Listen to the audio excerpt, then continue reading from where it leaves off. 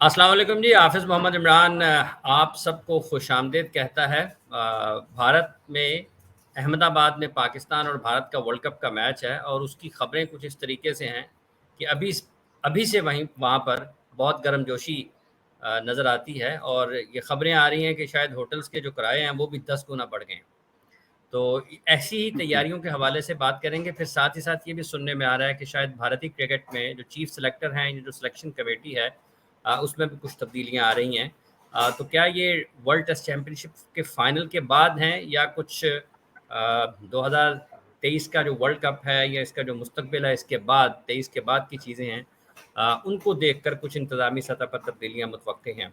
World cup की तैयारियां किस तरीके से जा रही हैं इंतज़ामी एतबार से, और उसके साथ साथ जो खिलाड़ियों की तब्दीलियां हैं या जो टीम के साथ जुड़े लोगों की तब्दीलियां हैं, उनमें क्या चीज़ें आगे बढ़ रही हैं, इन सब पर बात करेंगे। हमें भारत से ज्वाइन किया हमारे दोस्त रोहित साहब ने। रोहित साहब, good afternoon, good good evening. Afternoon sir. खैरियत से है? बिल्कुल ठीक ठाक हैं? सब बढ़िया है सर, सब बढ़िया है, सब बढ़िया है। आप बताइए। क्या? बिल्कुल ठीक, बिल्कुल ठीक। क्या चल रहा है जी? सुना है होटल्स के किराए ही कुछ 10% बढ़ गए हैं और 10 गुना बढ़ गए हैं। 10% नहीं, 10 गुना बढ़ गए हैं। मेरे हिसाब से 10 गुना तो कहना थोड़ा सा ज्यादती होगी, लेकिन हाँ हाँ। काफी ज्यादा बढ़ गए, मतलब डबल हो गए हैं, आप ये कह सकते हो। जो बड़े होटल्स हैं, आईटीसी जो एक यहाँ की एक बड़ी प्रॉपर्टी है, आप उसको उसके प्राइसेस अगर आप देखोगे तो आईटीसी के जो फेयर्स हैं वो काफी ज्यादा, कम से कम 10 से 20 हजार का अंतर उनमें आ चुका है। उसके अलावा भी अगर आप छोटे होटल्स भी देखोगे तो छोटे होटल्स भी प्राइस बढ़ा रहे हैं। मेरे हिसाब से ये जो 10 गुना प्राइस बढ़ेंगे, ये आपको वर्ल्ड कप के मैच के पास जाकर आपको कहीं ना कहीं दिखेगा कि इतने ज्यादा प्राइसेस हो जाएंगे। लेकिन हाँ, ये कहना सही है कि प्राइसेस काफी ज्यादा बढ़ गए हैं और अभी से बढ़ गए हैं। और ये सिर्फ 14 या 15 तारीख के लिए नहीं बढ़े हैं, 13 तारीख से 16 तारीख का अगर आप विंडो देखोगे तो उसमें आपको, अगर सपोज कोई होटल है जिसका किराया 6-8 हजार रुपए है, तो वो 24-25 हजार रुपए ले रहा है। ठीक है। तो तो ये ये सारी की फिर सारी चीजें हैं। एक एक बड़ी एक्टिविटी हो सकती है हर तरीके से, क्रिकेट के एतबार से भी, लोगों के जमा होने के एतबार से भी, वहाँ पर जितने भी बिजनेस जुड़े हुए हैं क्रिकेट से, अगर वो होटलिंग का है या जिस तरह से खाने पीने की, जितनी भी सब की सब चीज़ों के ऊपर अच्छा खासा फर्क आप देखते हैं फिर जब ये वर्ल्ड कप शुरू होने वाला है और पाकिस्तान इंडिया का मैच होगा।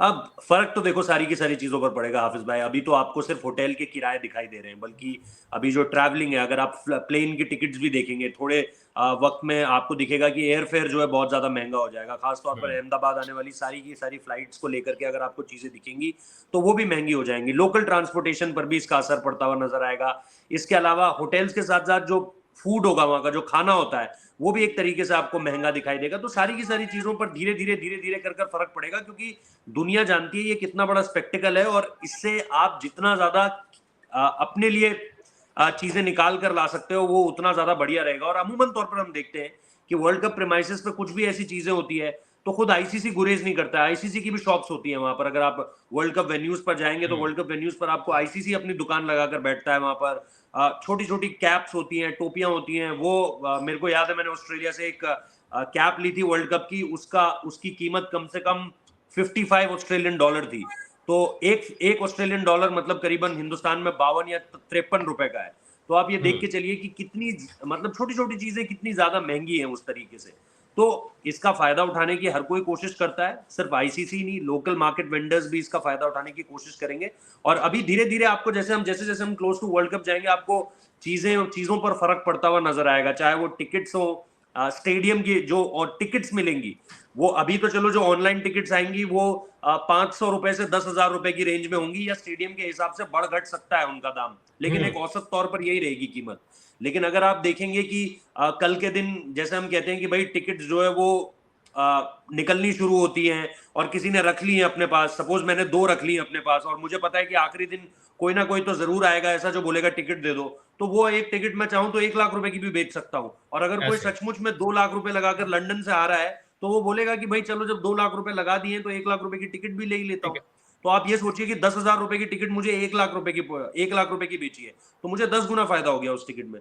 तो ये तो छोटी छोटी चीजें हाफिज भाई जो निकल कर अब सामने आएंगी, और चीजें उस तरीके से आपको होती हुई दिखाई देंगी।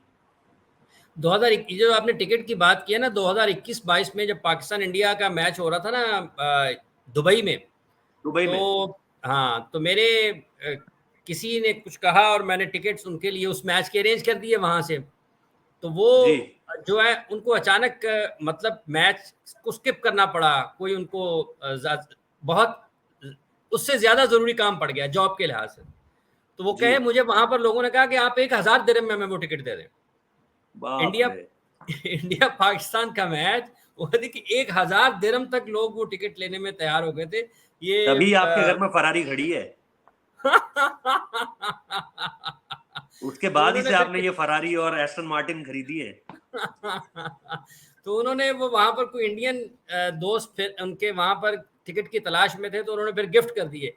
और फिर जब अगला मैच पाकिस्तान इंडिया का वहां पे आया, तो वो कहते हैं उन्होंने मुझे दोबारा कांटेक्ट किया कि भाई इस मर्तबा का वो टिकट है, क्योंकि वो टिकट जो था वो था उनके जो बॉक्सेस होते हैं ना, कहते वहां पे अच्छा अच्छा रिफ्रेशमेंट भी अच्छा। था, खाना पीना भी बहुत अच्छा था, हाँ मतलब एक हाँ हाँ अच्छा हाँ हाँ। अच्छा टिकट था। तो कहते वो उन्होंने मुझे कहा कि दोबारा को टिकट मिल सकता है। मैं कह नहीं, रोज रोज नहीं होता, ये साल चीकता भैया हो जाए काम मुझे। अच्छा, इसके अलावा जो दीगर तमाम के तमाम वेन्यूज हैं जो वर्ल्ड कप की तैयारियां हैं, उनके हवाले से क्या तफसीलात हैं? आप देख रहे हैं कि सब की सब जगह के ऊपर बिल्कुल ठीक तरीके से जो इंतजामी चीज़ें हैं, बुनियादी ढांचे के हिसाब से, वैसे तो किसी ऐसी किस्म का मसला नहीं है, क्योंकि आईपीएल के मैचेस हर साल होते हैं। लेकिन वर्ल्ड कप को देखते हुए तमाम चीज़ें आपको इन ऑर्डर नज़र आती हैं। जी बिल्कुल, आज ही जो है, आज ही एक न्यूज़ आई है कि 50-50 जो करोड़ रुपए हैं वो आपके 9 सारे ग्राउंड्स को गए हैं, ताकि आप अपने आप को रिकंस्ट्रक्ट कर सको। कहीं कोई आपको दिक्कत लगती है तो तब्दीली कर दो, कहीं ऐसा लगता है कि कुछ चीज़ों को बेहतर करना है तो वो कर दीजिए। जैसे जैसे मैं आपको बताता हूँ, धर्मशाला का जो ग्राउंड है, धर्मशाला के ग्राउंड में बाहर से जो है इम्पोर्टेड ग्रास मंगाई गई है आउटफील्ड के लिए। दिल्ली के हुँ, ग्राउंड को पूरी तरीके से रेनोवेट करने की बात कही जा रही है, मतलब पूरी तरह से, मतलब कि उसकी चेयर्स को लेकर के, टॉयलेट्स को लेकर के। टॉयलेट्स का जो मसला है वो तकरीबन सारे ही ग्राउंड में है कि भाई और बेहतर करेंगे, टॉयलेट्स को और बेहतर करेंगे। पुणे का मैदान है, पुणे का मैदान एक परमानेंट सी रूफ जो छतें होती हैं, जो सीटों हुँ, के ऊपर जो रूफ होते हैं, उनको लगाने की बात कर रहा है। चेन्नई के विकेट में जो है, जहां पर पाकिस्तान की टीम को भी खेलना है, 2 रेड सॉइल की विकेट्स और ज्यादा बनाई जा रही हैं, वहां पर भी स्टैंड्स को लेकर के काम है। फिर इसी तरीके से मुंबई में भी हो रहा है, मुंबई ने भी अपनी पूरी की पूरी आउटफील्ड खोदी थी। उस के बाद इकाना स्टेडियम है लखनऊ का, वहां पर भी जो है वो विकेट चेंज हो रहा है, क्योंकि आपको पता है आईपीएल के दौरान भी और आईपीएल से पहले भी लखनऊ के स्टेडियम की जो विकेट थी उस पर खासे सवाल थे। तो इस तरीके से करीबन 500 करोड़ रुपए जो है वो दिए गए हैं बीसीसीआई की तरफ से, 50 करोड़ रुपए हर एक ग्राउंड को औसतन तौर पर। और उन्हें कहा है कि आप जो भी बेहतर करना चाहते हो वो बेहतर करिए। तो उस हिसाब से जो है कुछ ग्राउंड्स पूरा कर चुके हैं, कुछ ग्राउंड्स में काम अभी भी चालू है, और कुछ ग्राउंड्स में आपको नतीजे दिख रहे हैं कि पहले के मुकाबले बेहतर हो चुकी है चीजें। ठीक है। अहमदाबाद में इससे पहले कोई मैचेस हुए हैं, या वहाँ पे अमूमी तौर पर क्राउड की जो आमद है, वो औसतन कितनी रहती है? चूँकि पाकिस्तान इंडिया का जब मैच होगा, वो तो मतलब जैम पैक होगा, वहाँ पे सीट तो कोई खाली नहीं होगी। नहीं, औसतन तौर पर देखिए, आपने भरा हुआ भी देखा है वो पूरा का पूरा ग्राउंड। जैसे मुझे आईपीएल, पिछले साल का आईपीएल फाइनल याद आता है, इस बार का आईपीएल फाइनल नहीं कह रहा हूँ, पिछले साल का आईपीएल फाइनल काफी जैम पैक्ड वाली ही स्थिति थी वहां पर भी। और उसके अलावा भी अगर आप स्थितियां देखोगे, अभी तक आपने जो कहते हैं ना कि नरेंद्र मोदी स्टेडियम को अपने शबाब पर नहीं देखा है। तो पहली हाँ। बार होगा जब इंडिया पाकिस्तान मैच होगा, और इंडिया पाकिस्तान मैच में आप ये देखोगे कि वो जो चाहिए होता है ना एक मैदान को, कि भाई हुँ, क्राउड उस तरीके से आए। और कई बार आप देखते हो कि क्राउड जो है वो पूरे के पूरे माहौल को बदल देता है। उस तरह का क्राउड तो आपको इंडिया पाकिस्तान मैचेस पर ही देखने को मिल सकता है, चाहे कुछ भी हो जाए। जो माहौल, जो एक एक कहते हैं ना, जो एक एनर्जी पैदा होती है। एडिलेड भी कोई बहुत बड़ा ग्राउंड नहीं है, लेकिन एडिलेड में जब 2015 का वर्ल्ड कप हुआ था इंडिया पाकिस्तान का, वो एक एडिलेड में जहां से मेन एंट्रेंस है उसकी तरफ ना एक नदी है, एक छोटी सी नदी हुँ, है उनकी। उस नदी को पार करने के लिए एक पुल पुल बना हुआ है। वो पुल पूरा का पूरा भरा पड़ा था, और वहां सिर्फ इंडिया पाकिस्तानी समर्थक थे और कुछ नहीं।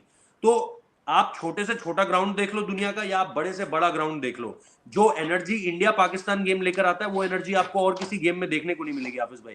तो वो सारी की सारी चीजें मेरे हिसाब से जो आपको यहां पर देखने को मिलेगी। और क्योंकि यहां पर क्राउड बड़ी संख्या में आ सकता है, ये एक मॉडर्न स्टेडियम है, यहां पर आपको आर्ट वर्क या जो लेजर वर्क होता है, जो आपने इंडिया साउथ अफ्रीका मैच अगर पर्थ वाला देखा हो, तो उसमें आपने देखा होगा कि नया जो ऑप्टस स्टेडियम है वो बहुत ही खूबसूरत है इन सारी की सारी चीजों को लेकर के।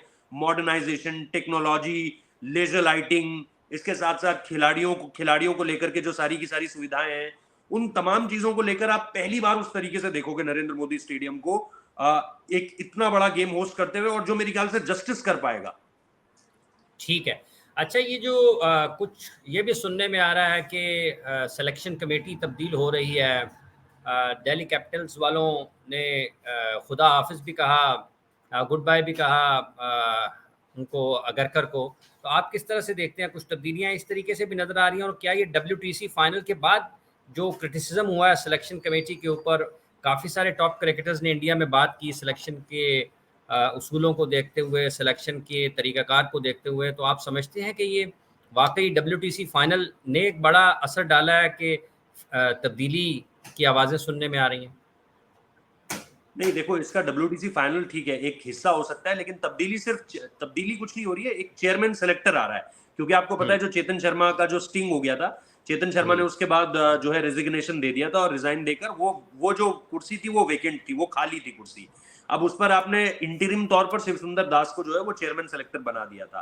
अब आप ये कर रहे हैं कि अब आप सिर्फ उस कुर्सी को सिर्फ इंटरिम के भरोसे तो नहीं रख सकते।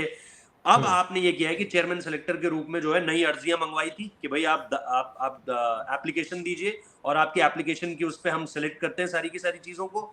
तो फिर उसमें उसमें जो मेन क्राइटेरिया होता है वो दो मेन चीजें होती है। पहली चीज कि आपने या तो 60 टेस्ट मैचेस खेले हो इंडिया के लिए, या 30 फर्स्ट क्लास मैचेस खेले हो इंडिया के लिए, और दूसरी चीज आपको रिटायर हुए हुए 5 साल पूरे हो जाने चाहिए। ये दो क्राइटेरिया थे। इन दो क्राइटेरिया पर अभी आपके जो अजीत अगरकर है वो खरे उतरते हैं। वो पिछली बार भी रेस में थे, लेकिन चेतन शर्मा से हार गए। अब जो दिल्ली कैपिटल्स के साथ वो कोच असिस्टेंट कोच की भूमिका में थे, तो वहां से उन्हें जाना था, क्योंकि फिर कॉन्फ्लिक्ट ऑफ इंटरेस्ट पैदा होता है, तो वहां पर आप नहीं रह सकते, दो पोस्ट को आप एक साथ सर्व नहीं कर सकते, तो वहां से उन्होंने छोड़ा। अब उनकी जो रेस है वो सीधे चेयरमैन सेलेक्टर को लेकर के है, जिसपे 30 जून के बाद CAC जो क्रिकेट एडवाइजरी कमेटी होती है वो फैसला लेगी और इंटरव्यू भी करेगी सारी की सारी चीजों का। लेकिन अभी वो सबसे बढ़िया कैंडिडेट इसलिए भी लग रहे हैं क्योंकि BCCI पिछले कुछ समय से ये चाह रहा था कि कोई एक ऐसा कोच, एक ऐसा चेयरमैन सेलेक्टर आए जो खिलाड़ियों को कुछ कह सके। जैसे आप लोगों के केस में शाहिद अफरीदी के आने से हुआ था कि भाई हुँ। सीधी बातें बोल सके। अगर अपनी को उतना स्टेचर होना चाहिए सामने वाले खिलाड़ी का कि वो अपनी बातें रख सके सामने वाले के सामने। तो मेरे ख्याल से वो एक बड़ी इंपॉर्टेंट चीज है। जिस हिसाब से अगर हम ये कहें कि क्यों ये हुआ या क्यों ये हुआ, इसकी जो सबसे बड़ी वजह थी वो यही थी कि पोस्ट वेकेंट थी और उस वेकेंट पोस्ट को आपको फिल इन करना था। ठीक है। अच्छा, ये जो अभी सिलेक्शन हुई थी जिस पर हमने चंद रोज़ पहले भी बात की थी, आपको जी। लगता है कि कुछ अमूमी तौर पर हम इससे पहले यही सुनते आए हैं कि इंडिया टीम की सिलेक्शन में बहुत बड़ा हिस्सा रणजी ट्रॉफ़ी का होता है। लेकिन अब कुछ ये भी आवाज़ें सुनने में आ रही हैं कि शायद उसके ऊपर IPL की परफ़ॉर्मेंस गालिब आती जा रही है।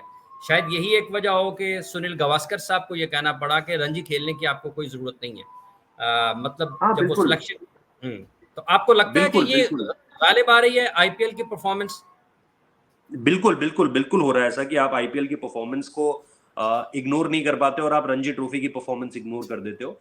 आपका आपका जो आईपीएल में परफॉर्मर है वो सारी की सारी चीज़ों में पिछले कुछ सालों में आपने देखा है कि आपकी जो आईपीएल के परफॉर्मर्स की तरफ जो आपका ध्यान बढ़ रहा है, या जो आप हुँ, उसे ज़्यादा अहमियत दे रहे हो, आप उसको ये सोच रहे हो कि भई यही आपका सबसे बड़ा खिलाड़ी है, यही आपका सबसे बढ़िया खिलाड़ी है, और यही क्योंकि इसने आईपीएल में रन लगा दिए हैं।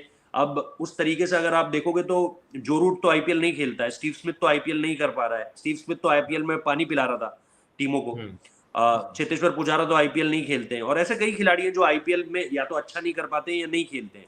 लेकिन इंडियन टीम के लिहाज से अगर आप देखोगे तो उनकी परफॉर्मेंस, या उनकी अपनी टीम के लिहाज से आप अगर उनकी परफॉर्मेंस देखोगे तो बढ़िया है।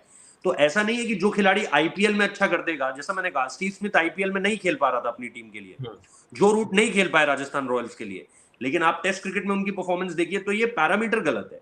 ये पैरामीटर आपको ये नहीं लगाने चाहिए कि भाई ये खिलाड़ी क्योंकि आईपीएल में बहुत अच्छा खेला है इसलिए यहाँ पर भी खेल जाएगा, और ये खिलाड़ी क्योंकि आईपीएल में अच्छा नहीं कर पाया तो नहीं कर पाएगा।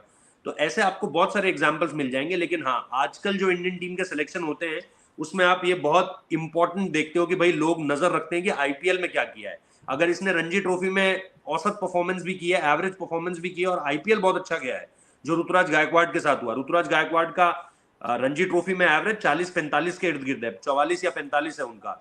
सरफराज का 78 है, 80 के करीब है। तो हुँ, आप देखिए डिफरेंस देखिए। लेकिन क्योंकि ऋतुराज गायकवाड़ की कंसिस्टेंसी आईपीएल में पिछले 2-3 सीजन में दिखी है, पिछला सीजन उनका इतना बढ़िया नहीं गया, लेकिन उससे पहले उन्होंने अपने दम पे चैंपियन बनाया, तो वो सारी की सारी चीजें आपके सेलेक्टर्स जो है आपके जहन में रखते हैं, और ये कहीं ना कहीं इंपॉर्टेंट हो रहा है। हालांकि जो सनी सर ने कही है बात, वो ऑब्वियसली उन्होंने गुस्से में कही है, वो नहीं चाहते कि आप रणजी ट्रॉफी खेलना बंद करें। खास तौर पे सनी गावस्कर सर तो नहीं चाहेंगे, जिन्होंने खुद हाँ। अपनी क्रिकेट का पूरा हिस्सा जो है वो रेड बॉल को इतनी रिस्पेक्ट और इतना नाम किया है उन्होंने इंडिया का। इतने कद्दावर खिलाड़ी रहे हैं। आज भी अगर आप चाहे किसी से भी, चाहे पाकिस्तान में ही लोगों से पूछिए, पाकिस्तान के लोग भी बहुत रिस्पेक्टफुली उनका नाम लेते हैं और बड़ी इज्जत करते हैं। उस दिन जब हम बासित अली सर के साथ भी बैठे थे तो उन्होंने भी काफी जो है रिस्पेक्टफुली उनका नाम लिया और उनको लेकर के बात कही। तो मेरे हिसाब से ये सारी की सारी चीजें आपको दिखाती हैं कि एक इतना, क्योंकि वो खुद उसी क्रिकेट से निकल कर आए, उस क्रिकेट का अगर वो अपमान होते हुए देखेंगे, उस क्रिकेट को अगर वो रिस्पेक्ट नहीं मिलते हुए देखेंगे, तो वो गुस्सा होंगे ही होंगे। और वो तैश में कही हुई बात थी जो ऑब्वियसली अगर आप उनसे आराम से बैठकर बात करेंगे तो शायद वो ना बोले, लेकिन हाँ, आपको गुस्सा तो आएगा इन सारी की सारी चीजों को देखते हुए। सरफराज की कारकर्दगी के ऊपर तो कोई शक नहीं है कि वो रणजी में बड़ा अच्छा खेल रहे हैं, लेकिन गुज़िश्ता दिनों हमने शायद 2-4 रोज़ गुजरे कि शायद उनकी फ़िटनेस के हवाले से बात हुई। यहाँ पर भी लोगों ने हमें काफ़ी मरतबा पूछा कि उनका मवाजना किया आज़म खान के साथ, जो कि मोइन खान साहब के साहबज़ादे हैं। हालाँकि कोई रेड बॉल क्रिकेट में कोई उनका मवाजना नहीं है, सिर्फ़ उनकी फ़िटनेस को बुनियाद बनाकर एक बात ये सुनने को मिली। तो आपको लगता है कि वाक़ई ये बीसीसीआई की सतह पर भी है कि उसको अपना जो थोड़ा ट्रिम होना है, कुछ थोड़ा जो एथलीट की फिट है, जो शक्ल है, उस तरह का नजर आना जरूरी है? हाफिज भाई, तब तो आप किसी को बॉक्सर को उठा लो, और अगर फिट ही रहना एक पैमाना है तो मैं कह रहा हूँ फिटनेस क्या होती है, आप मुझे बताओ फिटनेस क्या होती है। फिटनेस ये होती है कि आपका जो एक योयो टेस्ट का मापदंड है उसको खिलाड़ी क्लियर कर रहा है। उसको सरफराज खान ने क्लियर कर दिया है। 16.5 आप मांगते हो, 16.5 उन्होंने कर रखा है। दूसरी चीज, फिटनेस क्या होती है? फिटनेस ये होती है कि भाई आप लंबा खेल पा रहे हो, आप मैचेस स्किप तो नहीं कर रहे हो, आपको मैचेस के बीच में क्रैम्स या इंजरीज तो नहीं हो जा रही है, आप दौड़ पा रहे हो, आप एक ऐसे खिलाड़ी तो नहीं हो जिसको फील्डिंग करते हुए छुपाना पड़े। इंडिया और पाकिस्तान दोनों टीमों में बराबर समय में ऐसे ऐसे खिलाड़ी रहे जिनको फील्डिंग के टाइम पे छुपाना पड़ता था। ना मेरे को किसी खिलाड़ी का नाम लेने की इंडिया से जरूरत है, ना आपको पाकिस्तान से जरूरत है, लेकिन सब हमारे व्यूअर्स भी जानते हैं, आप और मैं भी बहुत अच्छे तरीके से जानते हैं कि कुछ खिलाड़ी ऐसे फील्डर्स थे जिनको आपको छुपाना पड़ता था, शॉर्ट थर्ड मैन में लगाना पड़ता था, डीप फाइन लेग इधर लेग स्लिप की तरफ लगाना पड़ता था कि भाई इसके पास ज्यादा बॉलें ना जाए। और खिलाड़ी आपस में मजाक करते हुए भी कई बार कई इंटरव्यूज में उन्होंने कहा है कि यार फलाने खिलाड़ी को तो छुपाना पड़ता था। सरफराज के साथ वो केस भी नहीं है। वो 2020 के बाद 150 प्लस स्कोर कर चुका है, 300 बना चुका है, 200 बना चुका है। और क्या होती है फिटनेस? जब कोई खिलाड़ी फिट नहीं होगा तो वो इतने बड़े बड़े रन कैसे बना देगा हाफिज भाई? अगर आप उसे अनफिट कह रहे हो तो फिर आप ये सोचो कि आपके रणजी के बॉलर्स कितने मतलब गए गुजरे। आप उसको अनफिट कहकर ना अपने रणजी बॉलर्स पर सवाल उठा रहे हो कि आप ये कह रहे हो कि देखो एक अनफिट खिलाड़ी भी तुम्हारे खिलाफ रन बना रहा है। आप समझ रहे हो ये कितना बड़ा, मतलब उनको पता भी नहीं है कि वो क्या बोल रहे हैं। अगर आप इसके रिपरकशंस देखोगे, अगर आप इसका रिवर्स इफेक्ट देखोगे तो रिवर्स इफेक्ट क्या कहता है? रिवर्स इफेक्ट ये कहता है कि तुम्हारे बॉलर्स ही रणजी क्रिकेट में किसी काम के नहीं है, इसीलिए तो एक अनफिट खिलाड़ी तुम्हारे खिलाफ रन बना रहा है और 400-500 नहीं, 3 सीजन से 900 रन बना रहा है। आसान बात नहीं है। किसी क्रिकेटर से पूछोगे सबसे टफेस्ट क्या है, वो यही कहेगा डोमेस्टिक क्रिकेट का जो आपका ये फर्स्ट क्लास क्रिकेट में सबसे ज्यादा रन्स बनाना कंसिस्टेंटली, ये सबसे बड़ा चैलेंज होता है। डिफरेंट ग्राउंड्स होते हैं, डिफरेंट ऑपोजिशन होती है, डिफरेंट अटैक्स होते हैं, आपको हर बार एक अलग स्ट्रैटेजी से निपटना पड़ता है, कंटिन्यूअसली जाना पड़ता है उसमें। तो ये कोई इजी चीज नहीं है डे इन डे आउट करना और इतना मोटिवेटेड रहना हमेशा। तो मुझे लगता है वो सारी की सारी चीजें ना बेकार की बातें। हमारे यहाँ एक वेब सीरीज है और उस वेब सीरीज का नाम है स्कैम 1992। उसमें सतीश कौशिक साहब का एक डायलॉग है कि जब आप किसी का काम नहीं खराब कर सकते ना तो उसका नाम खराब कर दो, तो वो अपने आप ही खत्म हो जाएगी चीज। तो यही हो रहा है, मुझे ऐसा लग रहा है कि आप काम तो खराब नहीं कर सकते क्योंकि काम तो आपको दिखाई दे रहा है कि रन्स लगातार लगा रहा है, तो आप फिर बोलते हो यार ये ना इनडिसिप्लिन करता है, फिर ये ना ये हेल्दी नहीं है, फिर ये शॉर्ट। मैं कह रहा हूं पिछले 1-1.5 साल में 10 तरह की बातें आ चुकी है सरफराज के लिए। अरे आप अगर ऑनेस्ट हो तो अपना गोल पोस्ट मत बदलो ना बार बार ये मत कहो कि जी ये ना, कभी बोलते हो ये फिट नहीं है, कभी बोलते हो ये डिसिप्लिन नहीं है, कभी बोलते हो ये छोटी बॉल नहीं खेल पाता, कभी बोलते हो इसका लिस्टे में आंकड़ा क्या है। तो आप कभी बोलते हो आईपीएल में रन नहीं है। एक बात कर लो और उस एक बात पे अड़े रहो। हर बार एक बहस होती है कि सरफराज क्यों नहीं चुना गया, हर बार एक नई चीज सुनने को मिलती है। ठीक है, चेतेश्वर पुजारा का भी करियर आपको लगता है कि खात्मे की तरफ बढ़ रहा है? कुछ इस किस्म की चीजें भी सुनने को मिल रही हैं। कह नहीं सकते ये इंडियन क्रिकेट है, यहाँ पे कहाँ से क्या बाउंस बैक हो जाए पता नहीं चलता है। चेतेश्वर पुजारा को जब पिछली बार भी ड्रॉप किया गया था, अजिंक्य रहाणे को भी जब पिछली बार ड्रॉप किया गया था, तो यही सबको लग रहा था कि करियर खत्म है। अजिंक्य रहाणे को लेकर तो सबने कह दिया था कि करियर खत्म है। पुजारा ने तो फिर भी काउंटी गए रन बनाए तो वापस आ गए। अभी आप देखिए कि 1 साल पहले ही पुजारा ड्रॉप होकर वापस आए, उनको बांग्लादेश टेस्ट सीरीज के लिए वाइस कैप्टन बनाया गया, तो ऐसा लगा कि अब पुजारा भी लंबा स्टे करने वाले हैं, लेकिन ये एक मैच उनका खराब चला गया तो उनको आपने ड्रॉप कर दिया। जबकि बांग्लादेश सीरीज पुजारा की ठीक है उस हिसाब से अगर आप देखोगे परफॉर्मेंस।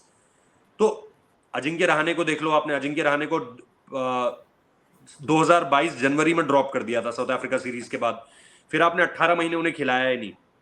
अब आप उनके एक टेस्ट मैच की एक पारी के बल पर, WTC फाइनल में जो उनका एक बढ़िया पारी आई, उसके बेसिस पे आपने उन्हें वाइस कैप्टन बना दिया। तो मतलब इंडियन क्रिकेट में आप कुछ कह नहीं सकते हो कि कहां से कौन सा खिलाड़ी बाउंस बैक कर जाएगा। चलें, बहुत बहुत शुक्रिया रोहित साहब, आपने अपना वक्त दिया। अपना बहुत सा ख्याल रखिएगा, आने वाले दिनों में भी आपसे बातचीत रहेगी। आपका आज का दिन बहुत अच्छा गुजरे। थैंक इसी यू दुआ आतिफ के भाई। साथ ही हम तमाम लोगों से भी इजाज़त चाहते हैं। आप लोग भी अपना बहुत सा ख्याल रखें। अगर आप लोगों ने अभी तक चैनल को सब्सक्राइब नहीं किया है तो वो ज़रूर कीजिएगा। इस वीडियो को ज़रूर लाइक कीजिएगा। इजाज़त दीजिए, अल्लाह हाफ़िज़।